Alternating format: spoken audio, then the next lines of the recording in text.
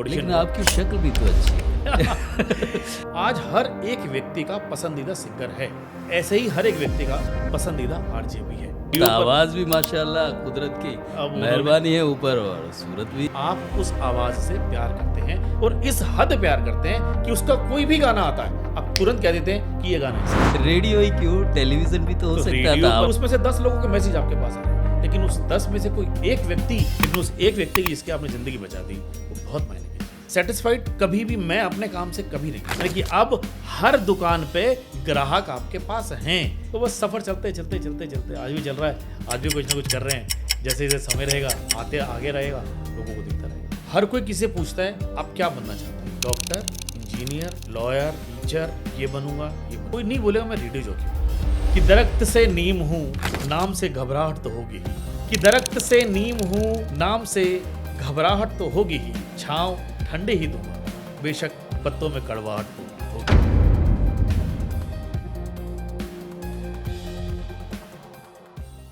नमस्कार, आप देख रहे हैं हमारी खास पेशकश और मैं हूं सुंदर सोलंकी। एक ऐसी आवाज़ जिसे आप 26 सालों से सुन रहे हैं। जी हाँ, रेडियो वाला के नाम से मशहूर, और इसके अलावा गुरुवार के गुरु कहे जाते हैं। 0 आवर शो उनका इतना बेहतरीन, इतना पॉपुलर रहा कि पूरे देश की नहीं दुनिया भर में वो आवाज़, वो उनका अंदाज सुना गया। और आज वही शख्सियत हमारे पीस स्टूडियो में मौजूद हैं। वो शानदार आवाज़, वो बेहतरीन अंदाज़ आपको सुनाएंगे, उनके सफ़र के बारे में बताएंगे, जानेंगे। जी हाँ, मनीष आज़ाद, रेडियो वाला। सर, स्वागत है आपका। बहुत बहुत धन्यवाद, और सभी देखने वाले, सभी सुनने वालों को भी मेरा प्यार भरा नमस्कार। आपने बुलाया, थैंक यू सो मच। पहला सवाल बड़ा मौजूद सा ऐसा ही होता है कि हम ये जानना चाहते हैं कि ये जो सफ़र है 26 बरस का, आखिर शुरू कहाँ से हुआ, कैसे हुआ? आप सुंदर भाई इसको साथ मतलब ऐसा सोचेंगे कि ये जो वाक़या की शुरुआत हुई थी, 2 बातें बड़ी फेमस हैं इसके चक्कर में।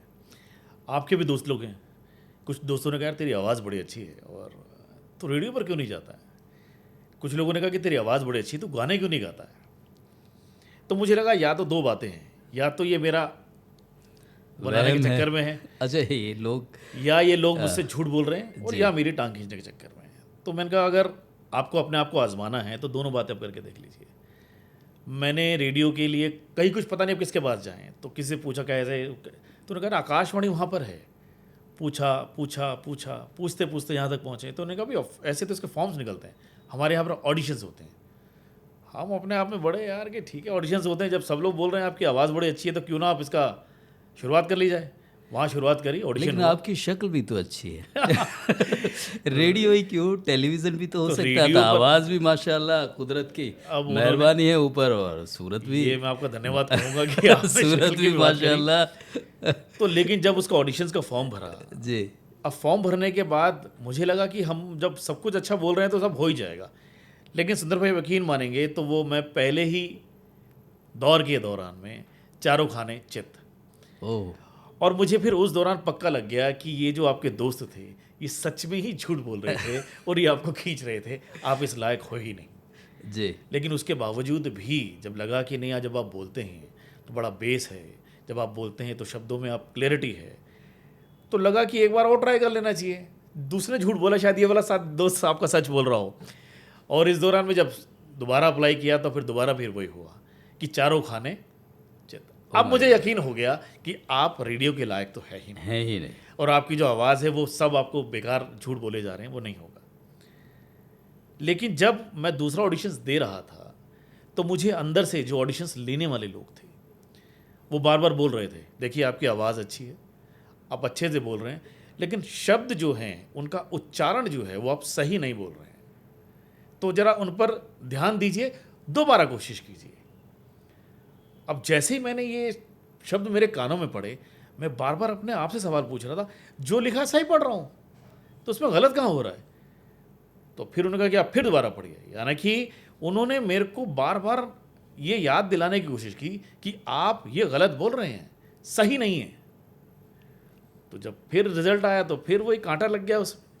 अब मैं बड़ा मायूस, और जब तीसरी बार फिर मेरे मन में अब तो ये एक जिद वाली बात हो गई कि अब इसको क्लियर करना ही है। हिंदी पढ़ने के बावजूद, मतलब हिंदी जो साफ पढ़ रहा हूँ मैं, जो सब कुछ सही लिखा पड़ा, फिर क्यों नहीं क्लियर हो पा रहे हैं। मुझे अच्छी तरह से याद है कि जब मैं तीसरी बार ऑडिशन देने के लिए गया, उस दिन मुझे तेज़ बुखार था, आंखें बिल्कुल लाल और पूरा शरीर तप रहा था।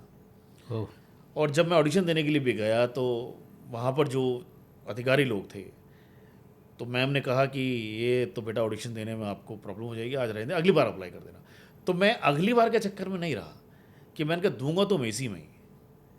फिर सही मायने में क्या हुआ, उस तीसरे ऑडिशन से पहले जो मुझसे बार बार कहा जा रहा था कि ये शब्द आप सही नहीं पढ़ रहे हैं, तो मुझे पता चला कि जो मेरे उर्दू के अल्फाज हैं वो मैं सही नहीं बोल रहा था। उनका उच्चारण गलत। तो उसके चक्कर में मैं इतना बड़ा उस समय उन छोटे छोटे बच्चों के साथ जो मस्जिद में मदरसा में बैठ के जो अलीफ बेक तेक पढ़ते हैं, उन लोगों के बीच में बैठ के मैंने वो कायदा जो था वो सीखा और शब्दों का जाना कि ये शब्द कैसे बोले जाते हैं। तब उन शब्दों को मैं अपने उसमें प्रयोग किया और उस दौरान लगातार नॉन स्टॉप 3 महीने मैंने 24-24 घंटे FM सुना है। मैं रात को लगा कर ही सो जाता था।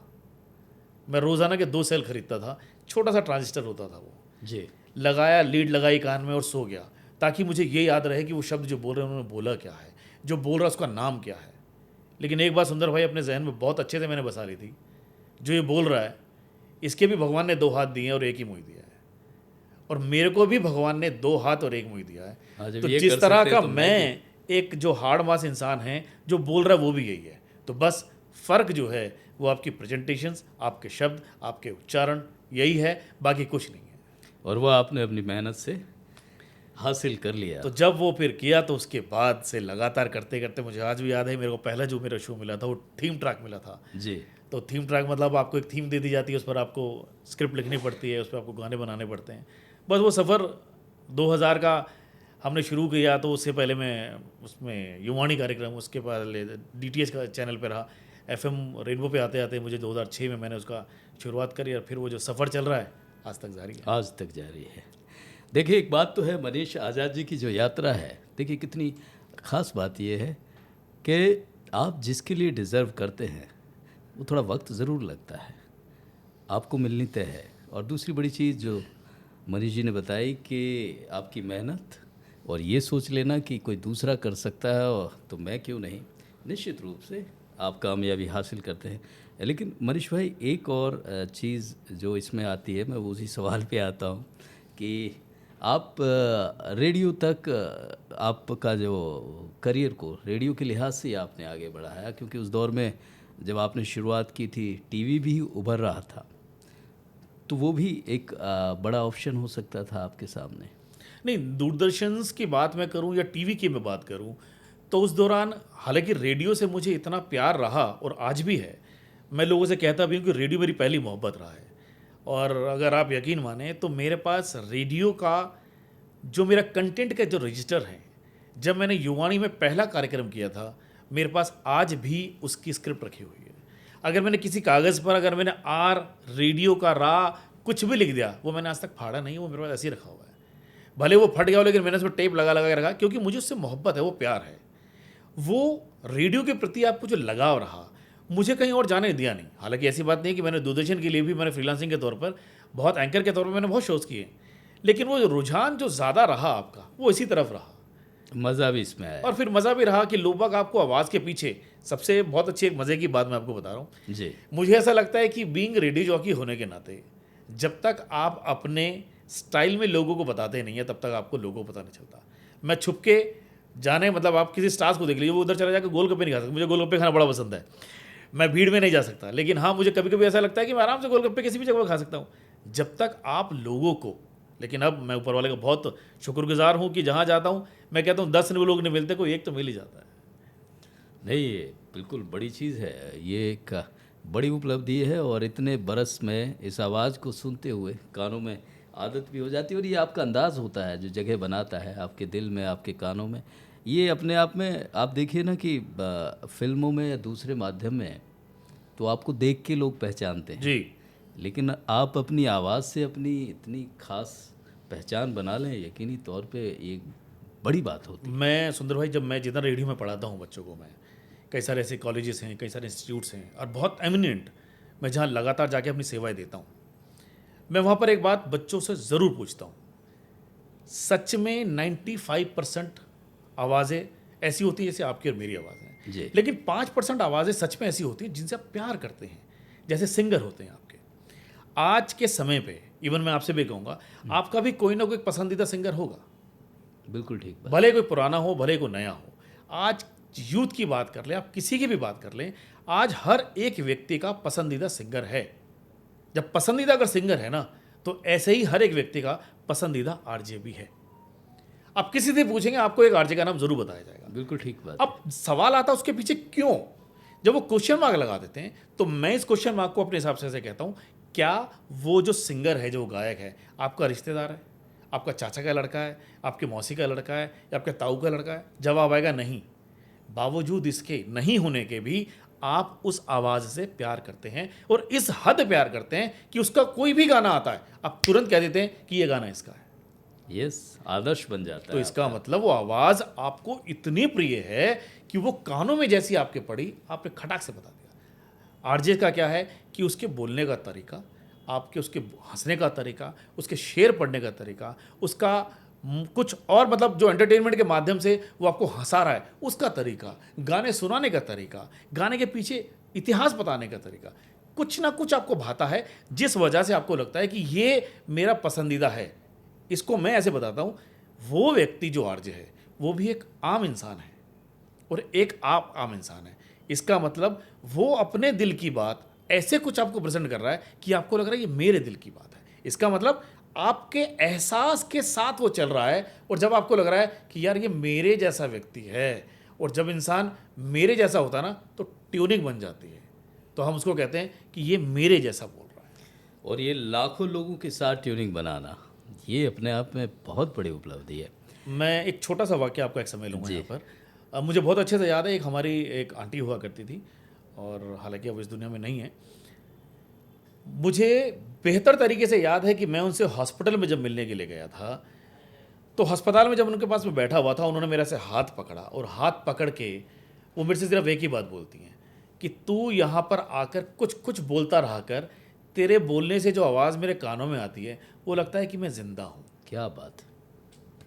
बहुत। अब आप सोच के देखिए कि अगर कोई व्यक्ति आपको इस हद प्यार कर रहा है कि सिर्फ तू बोलता रहे, तेरी आवाज़ कान में आ रही है तो मुझे अच्छा सा लग रहा है, इसका मतलब आपने किसी को जीने की उम्मीद दे दी है, जबकि आप जानते नहीं हो किसी को। मैं एक एग्जांपल लगातार अपने क्लासेस के अंदर देता हूं। एक व्यक्ति अपने जीवन से बिल्कुल हताश है, बिल्कुल परेशान हो चुका है, दोस्त उसके नहीं है, फेल वो हो चुका है, माँ बाप तिरस्कार करते हैं, भाई बहन घर में उसको प्यार नहीं करते हैं, रिश्तेदार में वो जाता नहीं है, कहीं कुछ नहीं है। इसका मतलब टोटल अगर देखा जाए तो उसका जो एक जीवन है वो जीरो के मापते हैं। अब जब इंसान कोई जीरो है, तो अगला स्टेप क्या सोचेगा कि यार मेरा जीना बेकार है इस धरती पर, तो क्यों ना मैं इस धरती को, जो जीवन मेरे को ये मिला हुआ है, मैं इसको नष्ट कर दूं। लेकिन जिस दिन वो सोचता है ऐसा कि मैं इस जीवन को नष्ट कर दूं, मेरे किसी काम का नहीं है, ना ही लोगों के काम में आ रहा हूं, तो मैं क्या करूं, वो उस दिन सोचता है ऐसा, और उसी दिन रात को किसी रेडियो जॉकी का प्रोग्राम आ रहा है, और वो जीवन के मायने बता रहा है, और वो जीवन की कोशिश के मायने बता रहा है। वो लाख कोशिश के बावजूद एक छोटी सी एक आशा की बात करता है, एक उस किरण की बात करता है, जहां पर वो ये बता रहा है कि शायद आपका जीवन किसी और उद्देश्य के लिए था, तो क्यों ना अपने आपको एक और मौका दिया जाए। जिस व्यक्ति ने सब कुछ सोच लिया कि आज रात मैं अपने जीवन का जो है इसका अंत करूंगा, मैं इसको अपने लहजे में बोलते हैं, इसको हैप्पी बर्थडे कर दूंगा इसका आज मैं, लेकिन वहीं पर एक ऐसी आवाज़ जिसको आप जानते नहीं हैं, वो आपको यूटर्न लेने के लिए मजबूर कर देता है। क्या बात। वो एक हैट्स ऑफ है, सलाम है आप लोगों को, क्योंकि वो जो क्षण होता है व्यक्ति बहुत कमज़ोर महसूस करता है, अकेला महसूस करता है, और आप लोग सफ़र करते हैं साथ में, अकेला या तन्हा नहीं होने देते, कमज़ोर नहीं होने देते। ये तो सुंदर भाई बात देखिए, मैं कहता हूँ ये तो एक व्यक्ति की बात हो गई। मैं इसको एक अगर बहुत कंक्रीट लेवल पे लेके जाता हूँ, मैं कहता हूँ उस दौरान आपको 1 लाख आदमी सुन रहा है, 1 लाख आदमी सुन रहा है, जबकि 1 लाख आदमी में हम 0.001% सोचते हैं कि आपको रिस्पॉन्स करता है, यानी कि 100,000 लोग आपको रिस्पॉन्स कर रहे हैं, उसमें से 10 लोगों के मैसेज आपके पास आ रहे हैं, लेकिन उस 10 में से कोई एक व्यक्ति की अगर आप जिंदगी बचा रहे हैं, वो 1 लाख, मैं कहता हूँ 99,999 लोगों को भूल जाइए आप, लेकिन उस एक व्यक्ति की जिसकी आपने ज़िंदगी बचा दी, वो बहुत मायने की चीज़ है। निश्चित रूप से बड़ी बात है, और ये हमारे प्रोफेशन या हमारे होने के, हमारे अस्तित्व के लिए एक बड़ी चीज़, एक बड़ी उपलब्धि हो जाती है, फिर हमारे होने ना होने का पता लगता है। हाँ, बिल्कुल ठीक बात है। ये एक शो आपका 0 आवर शो था, वो मैं आपकी ये कोरोना के वक्त में एक जो आपने रिकॉर्ड बनाया उसकी बात करूंगा, लेकिन अगर इस तरह के शो, वो भी बिल्कुल इसी तरह का उनका थीम था कि व्यक्ति रात के वक्त जब दिक्कतों में परेशानी, तो ये जो कंटेंट है जिस तरह से आप डिज़ाइन करते हैं, ये इसकी प्रिपरेशन किस तरह से आप करते हैं? सुंदर भाई, वो शोज़ मैंने लगातार 5 साल 3 महीने रेगुलर मैंने वो शो किया। जी। और गुरुवार की रात, यानी कि जब शुक्रवार की रात 12 बजे शुरू होती है तो मैं गुरुवार की रात उसको कहता हूँ। मेरे लिए वो मतलब टेक्निकली देखा जाए तो शुक्रवार पहला हो गया वो शो आपका 12 बजे का, लेकिन मैं इसको गुरुवार की रात कहता हूँ। भाई आप शादी में से रात को 3 बजे घर आएंगे, आप क्या बोलेंगे? वो शुक्रवार थोड़ी आया, आप बोलेंगे मेरे साथ रात को 3 बजे घर पहुँचा। बिल्कुल ठीक बात है। तो मैं उसको गुरुवार की रात का शो कहता था, 12 से 1 मेरा शो आता था। उसको मैं अर्ली नाइट का शो मैं इसको समझता था। 0 आवर शो का जो कंटेंट रहा बेसिकली, उस कंटेंट को बनाने के पीछे वो धीरे धीरे जब होता गया, आप नॉर्मल देखते हैं, आप शोज़ को शुरुआत करते हैं, आपने एंड कर दिया, हो गया। एक तो रेट्रो आपके गीत, मैंने उसको 8 भागों में इसको बांट दिया था, जिसके अंदर 2 ईमेल्स, एक मैसेजेस, एक अपना कंटेंट, शुरुआत करने वाले अपने कंटेंट की और लास्ट में जाते हुए अपना कंटेंट, एक सवाल जवाब आपने छोड़ दिया। जब उस ईमेल के माध्यम से मैंने देखा कि मेरे पास उसमें ईमेल ऑस्ट्रेलिया से आई है, मेरे पास उसमें यूएसए से ईमेल है, मेरे पास जापान से उसमें ईमेल है, मेरे पास अलग अलग कंट्री से ईमेल आने लगी कि भाई हम आपको यहाँ पर भी इंटरनेट के माध्यम से सुन रहे हैं। बड़ी खुशी हुई कि जब आपको कोई जानता नहीं है लेकिन आपको वहाँ से ईमेल आ रही है। एक मेरे पास ईमेल आती है कि सर हम आपको अपना सचिन तेंदुलकर समझते हैं, आप आते हैं और बाउंड्री खेलते हैं और शतक लगाते हैं, आप आते हैं बाउंड्री खेलते हैं शतक लगाते हैं। मतलब टचवुड मैं बताऊं तो मेरे पास आज भी लेटर्स, जो हैंड रिटन लेटर्स हैं, वो 8-8 पन्नों के लिखे हुए लेटर्स हैं। मेरे पास आज भी इतनी सारी ईमेल्स रखी हैं। अब कोई बोलेगा जी किसी ने खून से चिट्ठी लिखी है, मेरे पास खून से चिट्ठी लिखी रखी हुई है कि जो मुझको किसी ने प्यार से दी हुई है। क्या बात है। मैं कहता हूँ वो खून किसी का भी है, लेकिन अगर किसी ने अपने एहसास के साथ आपको ये दिया है, आपको शायद याद होगा कि उस दौरान में जो छोटे वाले पोस्ट कार्ड्स होते थे, हाँ जी। उनका एक वो चलन था। मेरे पास सैकड़ों पड़े हैं वो लेटर, जो हैं हैंड रिटन लेटर्स, रजिस्टर के, कॉपी वाले नहीं, बड़े बड़े लिखे हुए। वो ये बताते हैं कि हम आपको लगातार सुन रहे हैं, कि जब आप बोलते हैं ऐसा लगता है कि हमारे सामने बैठकर आप शोज कर रहे हैं। तो इसका मतलब कहीं ना कहीं वो अपने आप से कनेक्ट कर रहे हैं आपको। जब वो कनेक्ट कर रहे हैं तो कनेक्ट करने का मतलब आप धीरे धीरे लोगों के रीच में और उनके दिलों में अपना काम। तो मैंने इसमें बोलना शुरू कर दिया कि 0 आवर में गुरुवार का गुरु आपका छोटा भाई, आपका बड़ा भाई, आपका दोस्त, आपका बेटा, आपका भतीजा, आपका जो आपको अच्छा लगे वो मुझे बोलिए।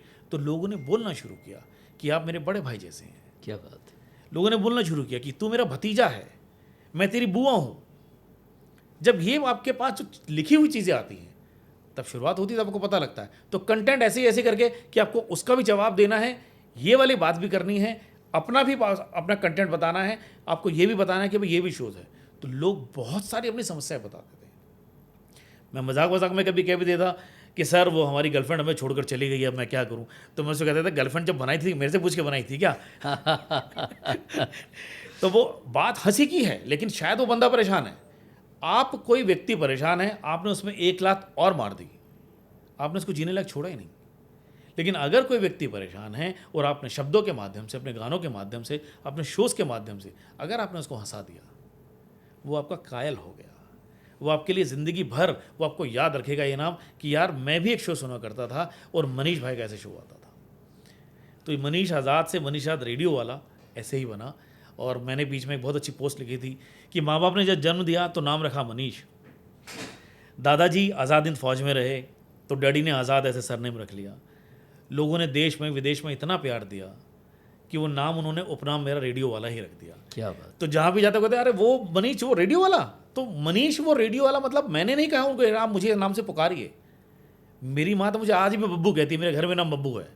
लेकिन अगर वो रेडियो वाला अगर बाहर की दुनिया में आपको इस उपनाम से पुकारते हैं कि यार रेडियो वाले को बुला लीजिए अपने शोज़ के अंदर, अरे यार वो मनीष को बुला लीजिए, वो रेडियो वाला जो है, ये आपने कमाया है साहब, ये कमाई है, वो यकीनी तौर पर आप इसके हकदार भी हैं। बहुत शुक्रिया। एक बात मैं ये आपने दर्शक जो रेडियो जॉकी बनना चाहते हैं और किस तरह से प्रोग्रामिंग होती है, सर ने बताया, उस लिहाज से सवाल किया था। लेकिन एक सवाल आज के दौर की जिस तरह से चुनौतियां हैं उस पर आऊँ, उससे पहले ये कि ऑन एयर का कोई ऐसा क्षण जो बार बार याद आता है कि इस तरह से हुआ, रोमांचक, आज भी ना मुझे भूलने वाला? मतलब मेरी आज भी बड़ी, अब मैं इसको अपने आप को बोलूँगा कि शायद मेरी ये कमज़ोरी है या मेरा वीकनेस पॉइंट है। मैं कोई भी आज भी प्रोग्राम करने जाता हूँ, मैं सुंदर भाई आज भी मुझे ना एक नंबर आता है। प्रोग्राम शुरू करने से पहले 2 मिनट 3 मिनट का क्षण रह जाएगा, मुझे तभी एक नंबर लगेगा बड़ी तेज़। और वो मेरे अंदर का डर है बेसिकली, और वो अपने आप से है कि मैं जो आज ऑन एयर जाने वाला हूँ, क्या मैं लोगों की उम्मीदों पर खरा उतर पाऊंगा? आज भी इतने वर्ष काम करने के बाद भी मुझे लगता है, मुझे आज भी लगता है कि लोग मुझसे उम्मीद कर रहे हैं, तो उनकी उम्मीदों पर खरा उतरना मेरी जिम्मेदारी है। ये आपकी जिम्मेवारी का, आपका अपने प्रति एक एहसास भी और एक जवाबदेही भी, मैं इसको जवाबदेही चाहे रेडियो के लिए कहूँ, मैं चाहे इसको टीवी के लिए कहूँ, मैं चाहे किसी इंस्टीट्यूट के लिए कहूँ, मैं चाहे कहीं शूट कर रहा हूँ, कुछ भी कर रहा हूँ, ये मेरे साथ आज भी है। आप इसको मुझे फोबिया कहिए या मुझे मेरा डर कहिए या मेरा वीकनेस पॉइंट कहिए, ये क्षण जो है, जो आपने कहा ना क्या याद आता ऑन एयर जाने से पहले, ये मेरे साथ लगातार रहता है। नहीं, तो जवाबदेही है लोगों के प्यार के प्रति, ये अपने आप में बड़ी चीज़ है। लेकिन जब आप मंच से नीचे उतरते हैं, मंच से उतरने के बाद जब आपको पता लगता है अरे यार मनीष भाई क्या शो किया आपने यार, तो वो जो रिलैक्सेशन है, वो जो सेटिस्फेक्शन है ना आपको, वो लगता है कि हाँ वो यार ये आप सही इसको करने हैं, आपने मतलब जो आपने काम किया उसको सही आपने अंजाम दिया। लाखों दर्शकों ने आपको अपने भाव प्रेषित किए होंगे, चिट्ठी के माध्यम से, ईमेल के माध्यम से, फ़ोन के माध्यम से। ऐसी कोई चिट्ठी, ऐसी कुछ पंक्तियाँ या ऐसी कोई बात जो उसी ने कही और किसी ने ना कही, हमेशा याद रहेगी, रहती है? मुझे उस लड़की का नाम तो अभी याद नहीं आ रहा है, लेकिन जो मैंने आपको चिट्ठी वाली बात बताई, जिस लड़की ने ये लिखा कि आप हमारे मेरे परिवार के सचिन तेंदुलकर हैं आप, और हम आपसे सेंचुरी की एक्सपेक्टेशंस रखते हैं कि आप आते हैं और सेंचुरी बनाते हैं। मैंने उनको जवाब में, जब जवाब में उनको लिख रहा था तो मैं रो रहा था उस समय कि सचिन तेंदुलकर भी 0 पे आउट हुआ है, एक बार नहीं कितनी बार। इसका मतलब तो अगर जिस दिन मैं 0 पे आउट हो गया, आप मेरे से ही उम्मीदें रखना बंद कर दोगे, आप मेरे प्रति अपना प्यार दिखाना बंद कर दोगे, आप मुझे अपने परिवार का हिस्सा नहीं मानोगे। तो मैंने उसमें लिखा कि मैं हाथ जोड़ के आपसे बोल रहा हूँ कि मुझे इतना ऊंचा दर्जा मत दीजिए। आपने सचिन तेंदुलकर मुझे बोल दिया, मैं इसका बहुत धन्यवाद करता हूँ, शुक्रगुजार हूँ, लेकिन मैं वो नहीं हूँ, उस लेवल पे नहीं हूँ। मैं एक आम व्यक्ति हूँ, और एक रेडियो जॉकी होने के नाते, जिस तरह से मैं एक रेडियो जॉकी वाला काम करता हूँ, मैं एक आम व्यक्ति की तरह से मैं शोज़ करता हूँ, और मुझे वैसे ही रहने दीजिए आप। तो मुझे वो दर्जा मत दीजिए। तो मुझे आज भी याद है, और मैं कहीं भी किसी रूम में बैठता हूँ, मैं ये बात बहुत अच्छे से बताता हूँ कि मैं सचिन तेंदुलकर नहीं हूँ। मैं एक आम इंसान हूँ, एक आम इंसान की तरह शोज़ करता हूँ, कोशिश करता हूँ कि अपने शोज़ के माध्यम से लोगों को हंसा पाऊँ। वो कहते हैं ना साहब, हंसी बड़ी महंगी है, बिल्कुल। ये खरीदने से नहीं मिलेगी, लेकिन अगर आप किसी को हंसाते हैं, उसके सीने में आप रहते हैं, उनके दिलों में आप रहते हैं, ये बहुत बड़ी बात है मेरे लिए। निश्चित रूप से खुश करना, लोगों के जहनियत को एक अच्छा फील कराना, ये बड़ी उपलब्धि है अपने आप में। और ऐसा कोई कमेंट कि जो दिल तोड़ कमेंट हो, अच्छा नहीं लगा हो बिल्कुल?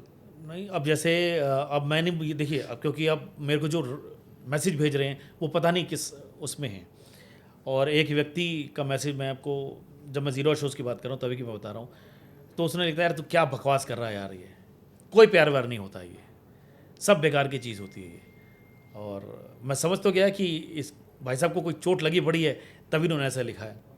तो मैंने उस व्यक्ति को, और बड़े हंसी के तौर पे मैंने कहा है कि मैंने उनको कहा कि मुझे लगता है कि भाई आपका जो प्यार है वो आपको छोड़ के जा चुका है, लेकिन कहीं ऐसा तो नहीं कि दूसरा प्यार आपका इंतज़ार कर रहा है, और शायद वो समय अब आने वाला होगा।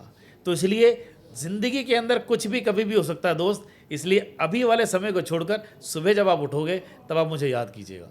अगले शोज़ के अंदर उसका मैसेज आता है, क्या बात है। सर मैंने आपको इतना रूड बोला, लेकिन आपने इतने प्यार के तरीके से मुझे समझाया कि सर मैं आपका फ़ैन हो गया। हाँ, ज़िंदगी कहाँ रुकती है, इसमें तो गुंजाइशें हमेशा बनी रहती हैं। ये 26 बरस का जिस तरह से रेडियो का सफ़र, आप तो 26 सालों से देख ही रहे हैं इसको, तो आप संतुष्ट हैं इसकी यात्रा से, रेडियो की यात्रा से? जहाँ इसे पहुँचना था वहाँ पहुँच रहा है, या जिस तरह से नए खासकर प्राइवेट रेडियोज़, कम्युनिटी रेडियोज़ और अब तो डिजिटल रेडियो, तो किस तरह से देखते हैं इस चुनौती को भी और इस बदलाव को भी? सुंदर भाई, सबसे पहली बात तो मैं बोलूँगा, अगर आपके अंदर सेटिस्फेक्शन की भावना घर कर गई तो आपका अगला कदम वो लड़खड़ाएगा, आप गिर जाओगे। सेटिस्फाइड कभी भी मैं अपने काम से कभी नहीं होता हूँ। मुझे लगता है कि मैं और अच्छा करूँ, और अच्छा करूँ, और अच्छा करूँ। रही बात कहाँ पहुँचना चाहिए, मैं हमेशा अपनी डेस्टिनी को अपने ऊपर वाले और अपने माँ के आशीर्वाद पर छोड़ता हूँ। जहाँ भी मैं जाता हूँ उनको ही लेके जाता हूँ। कहाँ लेके जाएंगे ये उनको करना है। हाँ, मैं अपना काम 100% करूँगा, मैं इसकी गारंटी ले सकता हूँ। ये कहाँ जाएगा, इसका क्या फल मिलेगा, मुझे नहीं पता। मैं ओवरऑल रेडियो इंडस्ट्री की बात कर रहा हूँ। ओवरऑल रेडियो की जो इमेज है, रेडियो का जो हमारे जीवन में स्थान है, हम उस दौर को जानते हैं कि जब वो रेडियो होता था और वही एकमात्र इतना बड़ा कम्युनिकेशन का ज़रिया होता था या आम लोगों तक पहुंच का ज़रिया होता था, चाहे वो न्यूज़ हो, चाहे वो गाने सुनने हों। उस दौर में बड़ी भूमिका थी रेडियो की। लेकिन अब की स्थिति में ऐसा नहीं लगता है कि वो भूमिका धीरे धीरे कम होती रह जा रही है, क्योंकि बहुत सारे और सुंदर मीडिया भाई, इसको मैं ऐसे समझाता हूँ। जी आज जिस तरह से हम जिस इलाके में भी रहते हैं, जो भी हमारा इलाका है, जी उस गली मोहल्ले में आज से 20 साल पहले शायद कोई इक्का दुक्का घर रहे होंगे। इसका मतलब बसावट कम थी। आज जिस जगह आप रहते हैं उसमें सारे घर बन गए। एक प्लॉट खाली पड़ा हुआ है, आज वहाँ पर प्लॉटिंग होनी शुरू हो रही है। कोई एक व्यक्ति पहला आएगा, दूसरा आएगा, तीसरा आएगा। कुछ सालों बाद वहाँ पूरी जो जनसंख्या भर जाएगी। जनसंख्या भरेगी तो लोगों का आना जाना, एक दूसरे से मिलना जुलना, परिवार, त्यौहार सब एक साथ रहेंगे। इसका मतलब लोग आपको जानेंगे, आप लोगों को जानेंगे। रेडियो इंडस्ट्री भी ऐसी है। रेडियो इंडस्ट्रीज के अंदर मैं कहता हूँ जो वो पुराना वाला समय था, उस समय की अगर जो बात कर रहे हैं आप, जब आप रेडियो सोलोन की बात करते हैं, रेडियो सोलोन उस ज़माने में विविध भारती, ये वो ऐसे चैनल्स रहे हैं कि लोगों के एंटरटेनमेंट के माध्यम तो थे ही थे, लेकिन साथ साथ में जानकारी भी देते थे। अब उसके बाद समाचार, आपने कहा समाचार में आज भी लोगों को 8 बजे का इंतज़ार होता था। वो समाचार 8 बजे आते थे, लोग अपनी घड़ी मिलाते थे। इसका मतलब उन्होंने आपको कंठस्थ बनाया कि भाई 8 बजे का मतलब आकाशवाणी। वो अपने उनको रिकॉल करवा रहे हैं, वो अब आपको बता रहे हैं। अब इतने सारे चैनल आने के बाद जब आज डिजिटल है, इसका मतलब रेडियो पहले के मुकाबले अब ज़्यादा सुना जाता है। पहले रेडियो शायद एक जगह रखा होता था, तब आप जितना समय निकाल पाते थे सब सुनते थे। अब रेडियो आपके गाड़ी में है, मोबाइल अब रेडियो आपके मोबाइल में है, अब रेडियो आपके आईपैड में है, अब रेडियो आपको हर जगह है। यानी कि अब पोर्टेबल है। अगर आप पोर्टेबल अब ज़्यादा है तो लिसनरशिप भी अब ज़्यादा है। यानी कि अब हर दुकान पे ग्राहक आपके पास हैं। एक दुकान पर ज़्यादा ग्राहक नहीं है। अब कई सारी दुकानों पे कई कई ग्राहक हैं। इसको आप ऐसे देखेंगे ज़्यादा अच्छा रहेगा। बिल्कुल ठीक बात है। क्योंकि हर किसी का कंटेंट जो है वो अलग है, हर कोई बनाने वाला अलग है। आज दिल्ली के अंदर 11 कमर्शियल चैनल्स हैं, जिसमें से 2 टोटल पंजाबी हैं, एक अंग्रेजी है। तो इतने चैनल्स हैं, वो इतनी सारी दुकानें हैं, तो कहीं तो कस्टमर जाएगा ही। कस्टमर भी ज़्यादा हो गया, ये आपकी बात बिल्कुल वाजिब है। सुनने वालों की तादाद काफ़ी धीरे धीरे बढ़ती है। देखिए आप, काफ़ी मैंने कहा ना, जब मैं रेडियो पढ़ाता हूँ, आज के समय में जो व्यक्ति सुबह नहा धोकर, चाहे वो ड्यूटी जा रहा है, चाहे वो अपनी शॉप खोलने जा रहा है, चाहे वो पढ़ने जा रहा है, पढ़ाने जा रहा है, मम्मी जा रही है, मौसी जा रही है, पापा जा रहे हैं, चाचा जा रहे हैं, अंकल जा रहे हैं, भैया जा रहा है, या आप खुद जा रहे हैं, आप घर से बाहर निकलते ही आपका कदम होता है, सबसे पहला काम होता है आप अपने कानों के अंदर लीड लगाते हैं, आप अपने आईफोन लगाते हैं, और सबसे पहले मोबाइल के अंदर आप अपनी पसंद का गाना, आप अपनी पसंद का रेडियो, आप अपनी पसंद का आईपोड, जो भी आपके पास चीज़ें हैं वो लगाते हैं, और सुनते सुनते आप जाते हैं। कहाँ तक? अपनी डेस्टिनेशन तक। वो डेस्टिनेशन का जो दायरा है आपका 40 मिनट का, आधे घंटे का, 1 घंटे का, जो भी है, तब तक आप सुनते जाते हैं। इसका मतलब अगर मैं कहूँ दिल्ली में आज 3 करोड़ की जनता है, 3 करोड़ में से 2 करोड़ लोग अगर जा रहे हैं तो 2 करोड़ लोग कुछ ना कुछ सुन रहे हैं, कुछ ना कुछ सुन रहे हैं। वही है, हर दुकान पे क्या सामान कोई खरीद रहा है ग्राहक, ये वही सुन रहा है। लेकिन मैं ये नहीं कहूँगा कि वो नहीं सुन रहा है, सुन ज़रूर रहा है। आप किसी भी आम आदमी से बोल दो, वैसे रेडियो सुना है? वो कह हाँ यार कभी ट्रैवल करते तो सुना यार, कभी कभी। मना नहीं कर रहा है वो आपसे कह रहा है कि हाँ सर मैंने सुना है, मैं भी इसका भागीदारी हूँ। लेकिन मनीष भाई, एक और चैलेंज है। जब बहुत सारी दुकानें या यूँ कहिए कि बहुत सारे लोग आ जाते हैं, तो वहाँ जो कंटेंट होता है, जो प्रोग्राम्स होते हैं, जो बातें होनी चाहिए समाज के लिए, यूथ के लिए, महिलाओं के लिए, कहीं ना कहीं ऐसा लगता है कि उसकी जो गरिमा है, उसका जो एक यूँ कहिए कि एक स्तर है जो रहना चाहिए, उससे कहीं ना कहीं समझौता होता है, ऐसा मानते हैं आप? देखिए, कंटेंट की अगर हम बात करेंगे सुंदर भाई, कंटेंट बेसिकली क्या है? कंटेंट को मैं ऐसे समझता हूँ कि आपका घर कितना सुंदर है, आपकी शॉप कितनी अच्छी है, उसका प्रेजेंटेशन क्या है, आपकी दुकान पे लोग आए क्यों, कैसे आए, ये बड़ा सवाल है। आपके घर के अंदर कोई आपने दावत दे दी फिर भी लोग बाग नहीं आ रहे, क्यों? क्या पता आपकी दीवार की सफेदी अच्छी ना हो, क्या पता वो बिल्कुल पुराने ढर्रे का हो, क्या पता आपने उसको रंग रोगन करवाया ना हो, क्या पता आपके बोलने का व्यवहार अच्छा ना हो, क्या पता आपके प्रेजेंटेशन अच्छी ना हो, क्या पता आप लोगों को बुलाते तो कम है और लात मार के ज़्यादा भगाते हैं। कुछ ना कुछ तो गड़बड़ है, इसलिए लोग आपके पास नहीं आते हैं। लेकिन अगर आपने इन चीज़ों में सुधार कर दिया तो आपके कंटेंट में जब आपका सुधार हो जाएगा, जब आपकी प्रेजेंटेशन में सुधार हो जाएगा, आपके पास लोग 100% आएंगे। लेकिन लोगों को सुनाने के चक्कर में हमने देखा है कि कुछ रेडियोज़ पे इस तरह के प्रोग्राम भी होते हैं जो शब्दों की गरिमा उससे समझौता करते हैं, गालियाँ भी होती हैं, या दूसरे तरह का इस तरह का फेक कंटेंट भी बनाया जाता है।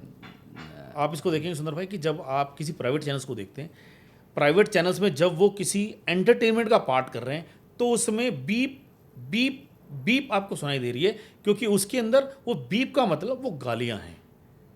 जब वो गालियां सुनाई दे रही है तो वो गालियां आप नहीं चाहते पब्लिक पर आपको सुनाई दे, वो आपको बीप बीप सुनाई के देने का मतलब ये है। लेकिन आप समझदार होने के कारण आप उसको समझ रहे हैं कि ये क्या बोल रहा होगा। नहीं, मैं वही चिंता का विषय अब नहीं इसी है कि चिंता इसकी में आवश्यकता, इस तरह के कंटेंट की आवश्यकता पड़ती है कि आपको बीप बीप लगानी पड़े। इसका मतलब क्या है? अब जैसे प्रसार भारती की हम बात करते हैं, प्रसार भारती का जो चैनल्स है, आप एफएम गोल्ड की बात कीजिए, एफएम रेनबो की बात कीजिए, इन चैनल्स पर आपको बीप लगानी नहीं पड़ती है। हमारा जो एक कंटेंट है, हमारी जो प्रेजेंटेशंस है, वो स्लैंग लैंग्वेज नहीं है। हमें भाषा पर नियंत्रण होने के साथ साथ भाषा का ज्ञान भी है कि हमें क्या परोसना है, क्योंकि आपकी प्रेजेंटेशन मैटर करती है।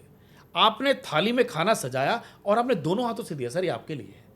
वही जो आप प्राइवेट वाली बात कर रहे हैं, आपने लोगों को कहा थाली में आपने थारा परोसा और ले वे खा ले, दोनों में अंतर है साहब। ये अंतर है। मैं इसी को ये कह रहा था कि ये एक चिंता का विषय है। दोनों में अंतर है। हाँ, जो लोग इस तरह से नहीं कर रहे हैं, फिर उनके ऊपर जो मॉनिटरिंग अथॉरिटीज़ है वो इनके ऊपर एक्शन लेती है, काम करती है, उनको बाकायदा थ्रेट दी जाती है कि आपने ये वाला यहाँ पे गलत बोला था, आप इसको सही कर लीजिए। होता क्या है, फिर आप उस आरजेस को हटाते हैं, आपका जो वहाँ पे पीएच होता है, प्रोग्रामिंग हेड्स होता है, वो उनको बोलता है कि भाई आपको ऐसा नहीं बोलना, वैसे नहीं बोलना। क्यों? आप जोश में तो आप निकल जाते हैं, आपने क्या बोल दिया ये आपको नियंत्रण नहीं। रेडियो महज एंटरटेनमेंट का साधन नहीं है, एक जिम्मेवारी का एहसास भी है। जो लाखों लोग आपको सुन रहे हैं वो आपसे क्या सुनते हैं और क्या समझते हैं, ये जिम्मेवारी पूरी तरह से आपकी बनती है। एक और बात, 26 सालों से ये आवाज़ आपके कानों में बेहतरीन तरीके से आती रही और इतनी खूबसूरती से, इतनी खुशनुमा तरीके से जो बोली जाती रही, उसके पीछे एक संघर्ष भी है। मनीष भाई, इतना आसान नहीं था सफ़र। मैं आपके बारे में पढ़ रहा था, सुन रहा था कि अपने शौक़ को ज़िंदा रखना और फिर घर की जो आर्थिक समस्याएं थी उनसे भी लड़ना, उसके बारे में हमारे दर्शकों को थोड़ा सा बताइए। मैं सुंदर भाई ये तो बोलूँगा, देखिए जो समय आज से 10 साल पहले था या समय जो आज से 20 साल पहले था, वो आने वाले 10 साल और 20 सालों के अंदर वैसा नहीं रहेगा, सुधरेगा ज़रूर। सुधरने के पीछे आपके लगातार किए हुए प्रयत्न हैं आपके, आप किस तरह से लगातार कोशिशें करते हैं। घर पहले आपका छोटा था, अब आपका बड़ा हो गया, लेकिन वो बड़ा घर हुआ कैसे है? वो लगातार आपने उतने समय तक काम किया है, मेहनत की है, तब आपको इसका फल मिला है। ये मेरे साथ नहीं है, ये हर किसी के साथ है। हाँ, जिस तरह से आपने कहा कि मेरा जीवन तो मैं कहूँगा, अगर आप जो लोग सुनते भी हैं, मैं अपने कितने सारे दोस्तों को बताता भी हूँ, दिल्ली के अंदर एक जगह है जिसका नाम है त्रिलोकपुरी। मैं त्रिलोकपुरी की पैदाइश हूँ और मैं त्रिलोकपुरी में पिछले 40 साल में वहाँ रहा हूँ। त्रिलोकपुरी का मतलब जिसको हम बोलते हैं जेजे कॉलोनी, यानी कि इसको बोलते हैं जो झुग्गी झोपड़ी क्लस्टर है बेसिकली, जहाँ पे जो घर हैं वो 25 गज के घर हैं। उस 25 गज के घर के अंदर आपको रहना भी है, अपने आप को संभालना भी है। 25 गज का घर ऐसा हुआ कि अगर पड़ोसी के घर में कोई कील ठुक रही है तो आपके घर में आवाज़ आएगी। वहाँ से लड़ना है आपको, फिर पढ़ना है और अपने आप को बनाना है और फिर आगे लेके जाना है। तो ये जो संघर्ष रहा है, ये ऐसे करते करते, और आज आपके आशीर्वाद से, मतलब कम से कम कई ऐसे इंटरव्यूज़ हैं मेरे जहाँ पर मैं उनको बोलता था कि सर प्लीज़ आप जब मेरा इंटरव्यू छापें तो मेरी जगह त्रिलोकपुरी का नाम उसमें ज़रूर लिखें, ताकि लोगों को ये पता लगे हर कॉलोनी के अंदर साहब, देखिए कीचड़ में कमल बहुत जगह पर है, लेकिन मैं कहता हूँ कि क्या पता शायद जो अभी तक मेरी कॉलोनियों को जो लोग कहते थे कि यार ये तो बेकार है यार, ये त्रिलोकपुरी में ऐसे लोग रहते होंगे, कल्याणपुरी में ऐसे लोग रहते हैं, सुल्तानपुरी में ऐसे लोग, नहीं साहब, मेरे जैसे लोग भी रहते हैं।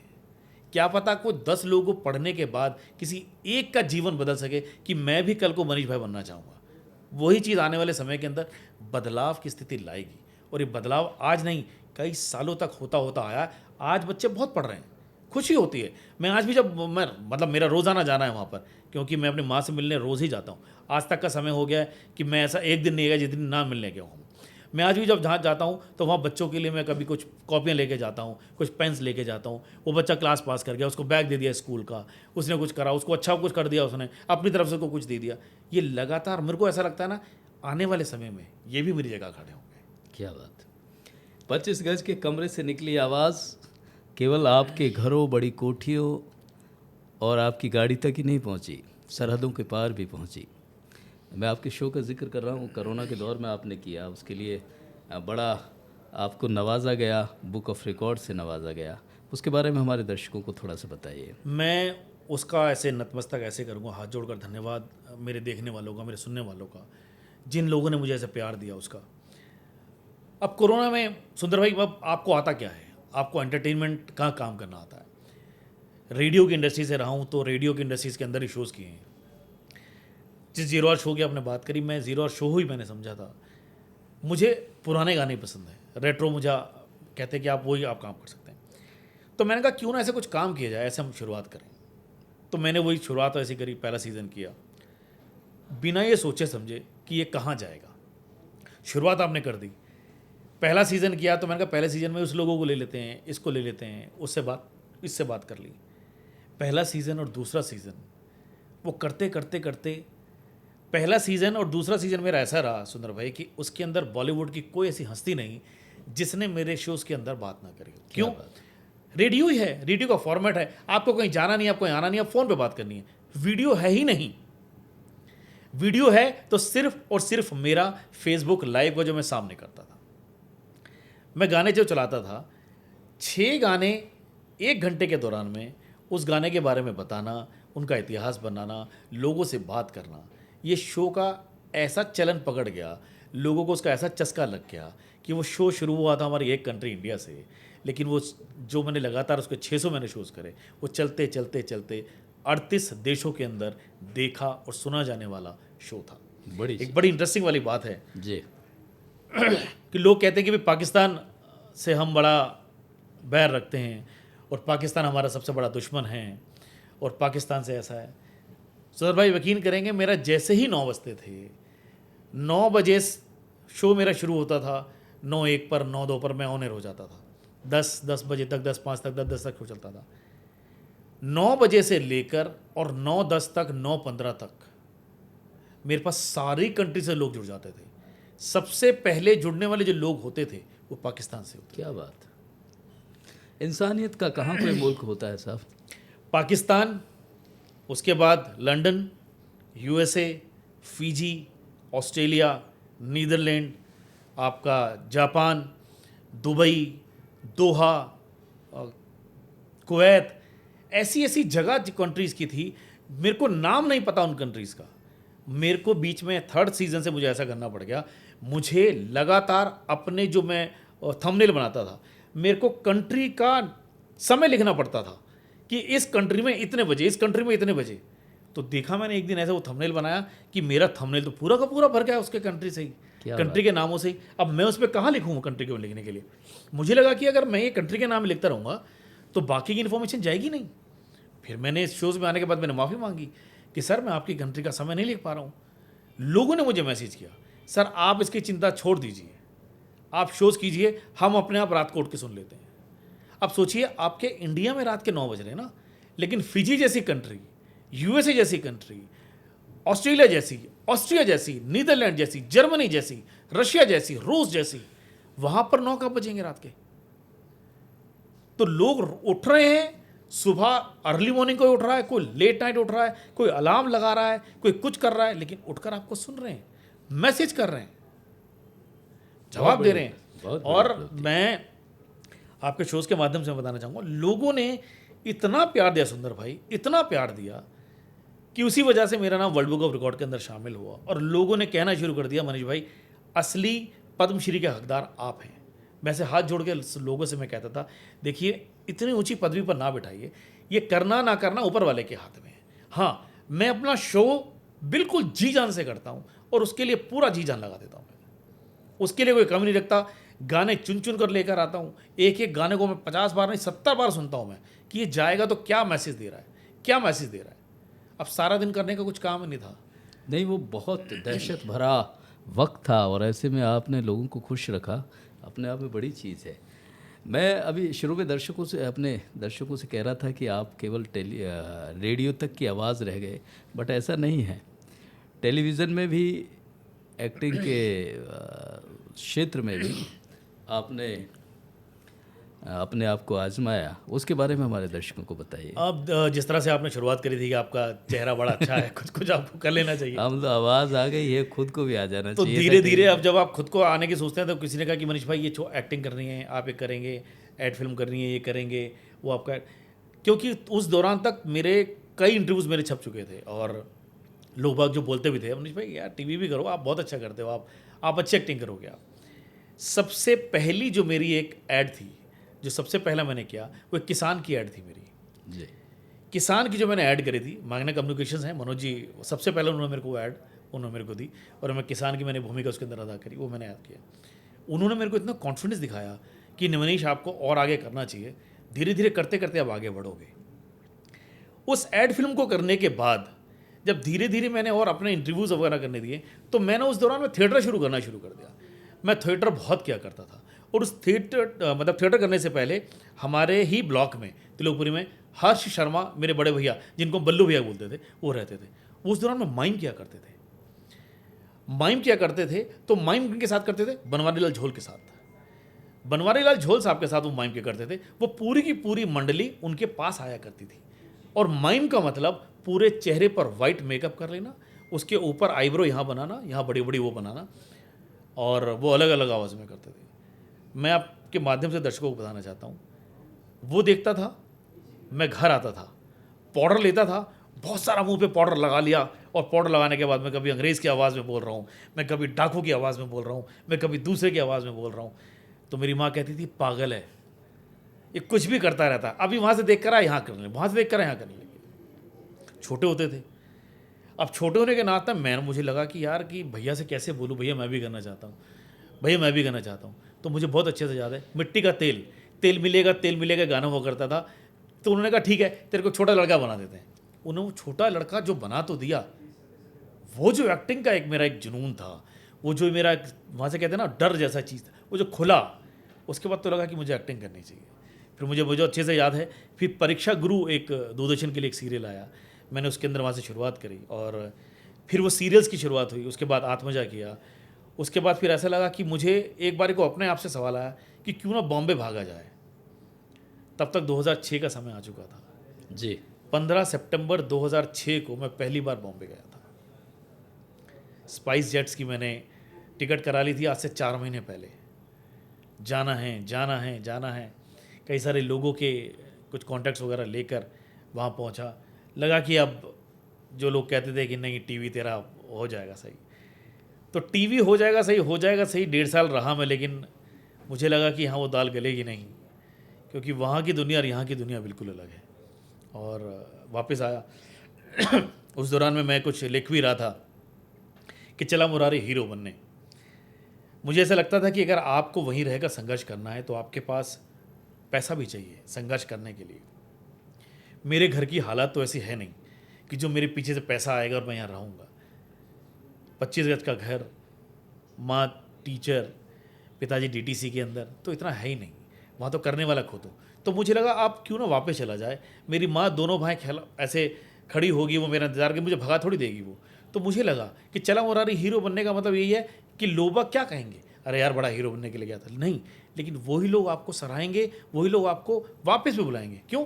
ठीक है, हर किसी की दुनिया के अंदर ऐसा थोड़ी होता है। आप वापस आ गए तो ठीक है, आज भी कब कितनी बार होता है। अब ऐसा हो गया मैं बॉम्बे जाता हूँ, लोगों से मिलता हूँ, काम करता हूँ, वापस आ जाता हूँ।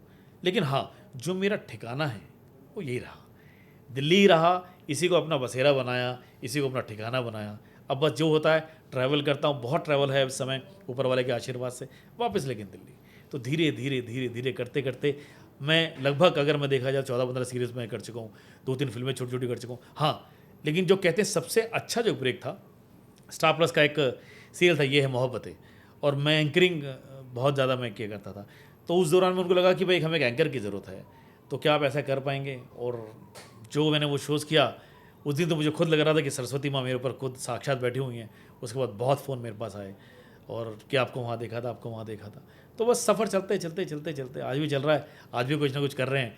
जैसे जैसे समय रहेगा आते आगे रहेगा, लोगों को दिखता रहेगा।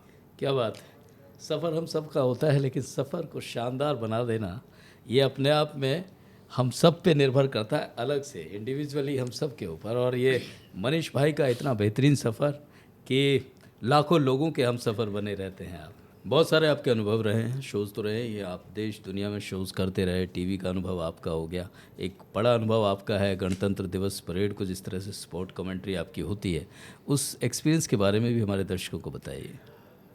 सबसे बड़ी ख़ास बात तो मैं अपने आप को बहुत सौभाग्यशाली मानता हूँ कि मैं देश की, कहते हैं ना कि जो शान है, जो देश का अभिमान है, देश का गौरव, इस परेड की अगर हम बात करते हैं, देश के जो सैनिक हैं वो अपना शौर्य, अपना साहस, अपना पराक्रम, वो जब कर्तव्य पथ पे दिखाते हैं वो चलकर, वो तो दिखाते ही हैं।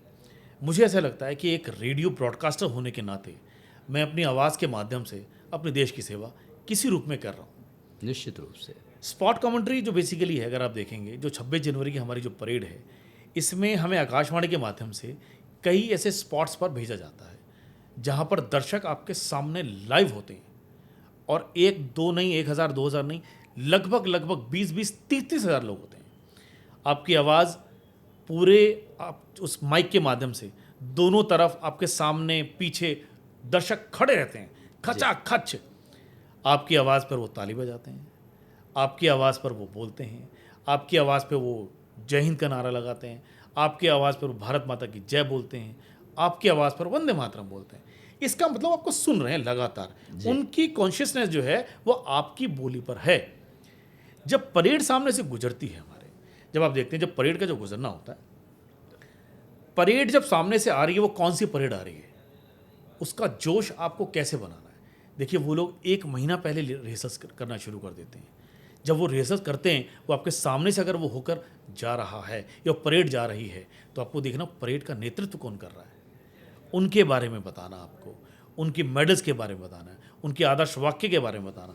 जब ये बताते हैं ना, जो परेड करने वाले लोग हैं उनको सुनने में पता है ये क्या बोल रहा है सामने से। जब वो उनके बारे में बोल रहे, वो भी जोश से आपकी तरफ सलामी देते हैं। बिल्कुल, बड़ा और फर्क जब वो पड़ता है। सलामी देते हैं आपको वहाँ से, तो लोगों को, आप जब तालियां बजवाते हैं उनसे, बड़ा अच्छा लगता है। लोगों को अपने आप में जोश भर जाता है कि यार आपने कुछ ऐसा काम किया, आपने देश के लिए कुछ किया, आपने देश की सेवा करी, आपने अपने देश के लिए कुछ ऐसा किया। लेकिन किया आपने अपनी आवाज़ के माध्यम से। आपका जो स्टॉल्स होता है, आपका जो निश्चित मचान रूप से, होता ये है, भी अपने आप में आप बड़ी ऊपर सेवा बैठे रहते हैं, आप तो मंच से बोले जा रहे हैं, लेकिन जब आप बोल रहे हैं, वो जो आप बता रहे हैं ना, दर्शक उसको सुन रहे हैं, और जब वो सुन रहे हैं, वो लगातार वहीं चले जा रहे हैं। क्या बात है। नहीं, एक और बड़ी चीज़ है, जब आप बता रहे होते हैं तो एक चित्रण मन में आ जाता है, जो सुन रहा होता है उसके भी जहन में, वो ना देखते हुए भी परेड को देख रहा होता है। आप इसको एक तरह से कह सकते हैं सुंदर भाई कि इसको कहते हैं ना लाइव प्रेजेंटेशन जो है बेसिकली, जी। ये लाइव प्रेजेंटेशन है आपकी, कि सामने जो आ रहा है उसके बारे में आपको बता। क्या बात। एक और चीज़ है, आप सैकड़ों बच्चों को आपने रेडियो पढ़ाया है, और दूसरा कि रेडियो इंडस्ट्री में जो लोग अपना करियर के तौर पे रेडियो इंडस्ट्री को देखते हैं, उनके लिए क्या कुछ संदेश हमारे दर्शकों के लिए? सुंदर भाई देखिए, मैं कई सारे कॉलेजेस में, कई सारे स्कूल्स में के अंदर पढ़ाने जाता हूँ। बहुत सबसे पहला सवाल है एक, बहुत आपके जहन में भी होगा, आपके घर वालों के जहन में भी होगा, आप जहाँ रहते होंगे वहाँ भी होगा। हर कोई किसी से पूछता है आप क्या बनना चाहते हैं, डॉक्टर, इंजीनियर, लॉयर, टीचर, ये बनूंगा, ये बनूंगा। कोई नहीं बोलेगा मैं रेडियो जॉकी बनूंगा। रेडियो जॉकी ना बनने के पीछे के रीज़न अभी तक उनको पता नहीं है कि ये इंडस्ट्री में ऐसे आके ऐसा भी किया जा सकता है। हम टीवी देखते हैं, हम रेडियो सुनते हैं, ये चकाचौंध की वो रोशनी है जो दिख तो रही है दूर से, जाना तो हर कोई चाहता है, लेकिन उसकी चमक के कारण वो इधर उधर बिखरने लगता है, उसको लगता है वहाँ तक पहुँचे कैसे। यही कारण है आज कई सारे कॉलेजेस, कई सारे इंस्टीट्यूट मास कम्युनिकेशन का कोर्स कराते हैं। उसके अंदर बताया जाता है कि हम आपको एंकर बनाएंगे, हम आपको जर्नलिस्ट बनाएंगे, हम आपको रेडियो जॉकी बनाएंगे। तो जो जर्नलिज्म का जो कोर्स है, उस कोर्स के माध्यम से आज कई सारे जो इंस्टीट्यूट्स के बच्चे हैं, मैं उनको रेडियो पढ़ाता हूँ। जब रेडियो पढ़ाता हूँ उनको बताता हूँ इस इंडस्ट्रीज़ के अंदर आने के लिए अगर आपके पास आपकी अपनी क्षमता से ज़्यादा 200% करने का कैलिबर है तो आप इस क्षेत्र में आइए, वरना बेकार है। क्यों? क्योंकि ये जो फील्ड है आपसे रोज़ाना नया करने की उम्मीद रखती है और मांगती है। इस हमारी वाली फील्ड के अंदर मैं बोलता हूँ, हमारी वाली फील्ड के अंदर जाने का समय तो सब फिक्स है, आने का समय कोई फिक्स नहीं है। कुछ आपको कोई नया असाइनमेंट दे दिया आपको पता चला आपको वहाँ से जाके बाइट लेकर आनी है, आपको कहीं बता दिया आपको वहाँ जाके आपको कवर करना है, इसको आपकी रिपोर्टिंग वहाँ पे जाके करनी है, तो जाना ही है, वो तय है। लेकिन उसके लिए आपके पास आपकी खुद की क्रिएटिविटी कितनी है, आप वहाँ जाके उसको लाइव कवर कैसे करेंगे, ये आपका बहुत बड़ा सवाल होता है। फील्ड में कहते हैं ना कि आप देखिए रेडियो के 4 दीवार के अंदर बैठ के आप तुर्रम खाएं, आपको रेडियो का आर से लेकर ए से लेकर जेड तक पता है आपको, लेकिन जब आप फील्ड में जाते हैं आपके हाथ कांपते हैं काम करते वक्त, आपके पैर कांपते हैं, आप लोगों के सामने बोल नहीं पाते हैं। वो जो कॉन्फिडेंस लेवल है वो जगाने का जो काम है वो मास कम्युनिकेशन के बच्चों के लिए बेहद ज़रूरी है। कंटेंट का ज्ञान होना ज़रूरी है, होमवर्क करना बहुत ज़रूरी है, स्क्रिप्टिंग का ज्ञान होना ज़रूरी है। अगर आप इन सब के पीछे ज्ञान नहीं देंगे फिर मेरे ख्याल से मुझे लगता है ये इंडस्ट्री फिर आपके लिए नहीं है। हाँ, अगर आप ये सब करने का मादा रखते हैं तो मैं कई सारे आज ऐसे आपके माध्यम से बताना चाहूँगा कि आज लगभग 183 स्कूल से भी ऐसे ज़्यादा गवर्नमेंट के स्कूल हैं जहाँ पर मैं लगभग 16,000 से ज़्यादा बच्चों को फ्री में पढ़ा चुका हूँ, सिर्फ किस लिए कि आप इस इंडस्ट्री के अंदर कदम कैसे रख सकते हैं। आप अपना एक कदम बढ़ाइए, आपके पीछे मैं खड़ा हूँ, लेकिन कदम वो आपका होना चाहिए। आपको इस इंडस्ट्री में कैसे लेकर आना है, कहाँ आपको ऑडिशंस कराने हैं, वो सब मैं आपको बताऊंगा, लेकिन पहला कदम मुझे आपका चाहिए। क्या बात। तो ये बड़ी सीख है कि ये जो ग्लैमर का क्षेत्र है, चाहे रेडियो हो, टीवी हो, जर्नलिज्म हो, ये जो रूटीन के और प्रोफेशन है उनसे ज़्यादा मांगता है। पहला संदेश सर का यही है। और मनीष भाई साथ में ये भी कहते हैं कि आप कुछ जुदा तो आप में होना चाहिए, कुछ अलग तो होना चाहिए, अलग करने की हसरत होनी चाहिए, गुंजाइशें होनी चाहिए और पैशन होना चाहिए। बहुत अच्छा लगा मनीष भाई आपसे बात करके, शुक्रिया। और ये आवाज़ क्योंकि अमूमन सुनी थी, आज देखी भी है और सुनी भी है, मज़ा आ गया। फिलहाल इस खास पेशकश में इतना ही। नमस्कार।